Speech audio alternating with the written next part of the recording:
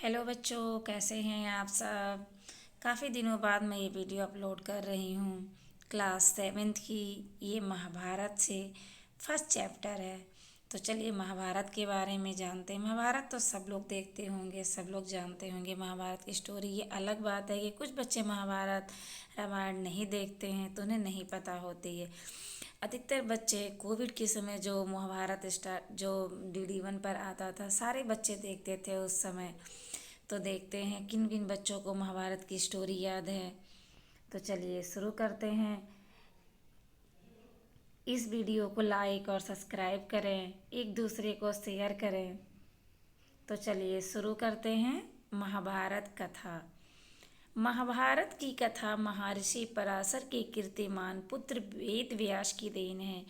व्यास जी ने महाभारत की यह कथा सबसे पहले अपने पुत्र सुखदेव को कंठस्थ कराई थी और बाद में अपने दूसरे शिष्यों को। मानव जाति में महाभारत की कथा का प्रसार महर्षि वैशंपायन के द्वारा हुआ। वैशंपायन व्यास जी के प्रमुख शिष्य थे। ऐसा माना जाता है कि महाराजा परीक्षित के पुत्र जन्मेजय ने एक बड़ा यज्ञ किया। इस महायज्ञ में सुप्रसिद्ध पौराणिक सूत जी भी मौजूद थे। सूत जी ने समस्त ऋषियों की एक सभा बुलाई। महर्षि रौनक इस सभा के अध्यक्ष हुए। सूत जी ने ऋषियों की सभा में महाभारत की कथा प्रारंभ की। महाराजा शांतनु के बाद उनके पुत्र चित्रांगद हस्तिनापुर की गद्दी पर बैठे। उनकी अकाल मृत्यु हो जाने के बाद उनकी भाई विचित्रवीर्य राजा हुए।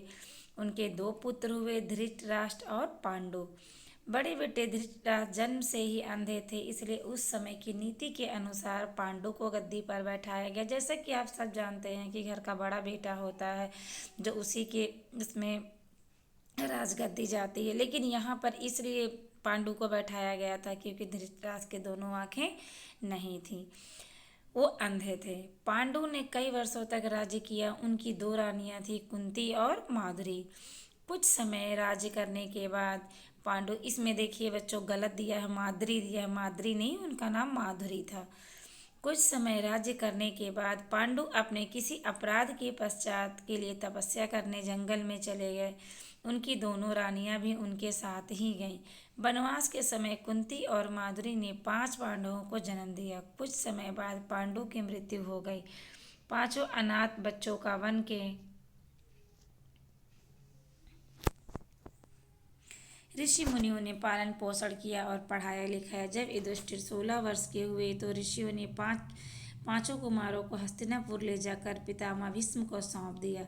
पांचों पांडव बुद्धि से तेज और शरीर से बली थे। उनकी प्रखर बुद्धि और मधुर स्वभाव ने सबको मोह लिया था। यह देखकर धृतराष्ट्र के पुत्र कौरव उनसे जलने लगे और उन्होंने पांडवों को तरह तरह से कष्ट पहुंचाना शुरू कर दिया। दिन ब दिन कौरव और पांडवों के बीच बैर भाव बढ़ता गया। अंत में पितामह भीष्म ने दोनों को किसी तरह समझाया और उनके बीच संधि कराई। भीष्म के आदेश अनुसार कुरु राज्य के 2 हिस्से किए गए। कौरव हस्तिनापुर में ही राज्य करते रहे और पांडवों को एक अलग राज्य दे दिया गया जो आगे चलकर इंद्रप्रस्थ के नाम से मशहूर हुआ।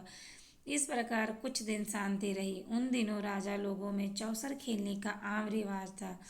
राज्य तक सभी बाजियां लगा दी जाती थी। इस रिवाज के मुताबिक एक बार पांडव और कौरव ने चौपड़ खेला। कौरवों की तरफ से कुटिल शकुनी खेला। शकुनी जो थे वो दुर्योधन के मामा जी थे। उसने युधिष्ठिर को हरा दिया। इसके फलस्वरूप पांडवों का राज्य छिन गया। उनको 13 वर्ष का वनवास भोगना पड़ा। उसमें शर्त यह भी थी कि 12 वर्ष के वनवास के बाद 1 वर्ष अज्ञातवास करना होगा। उसके बाद उनका राज्य उन्हें लौटा दिया जाएगा। द्रौपदी के साथ पांचों पांडव 12 वर्ष वनवास और 1 वर्ष अज्ञातवास में बिताकर वापस लौटे, पर लालची दुर्योधन ने लिया हुआ राज्य वापस करने से इनकार कर दिया। अतः पांडवों को अपने राज्य के लिए लड़ना पड़ा।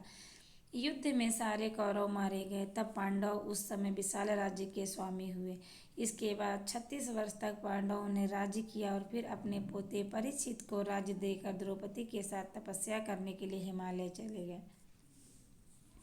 ये बेटा सब बच्चों, ये शॉर्टकट में ये महाभारत की स्टोरी थोड़ी सी दी गई है। जैसे यहाँ पर लास्ट में लिखा हुआ है, संक्षेप में यही महाभारत की कथा है। जैसे कि कहते हैं ना कि कुछ भी स्टोरी या कहानियों की कुछ लय निकलती है जो उतने में ही पूरी स्टोरी समझा दी जाती है, ऐसे ही ये है।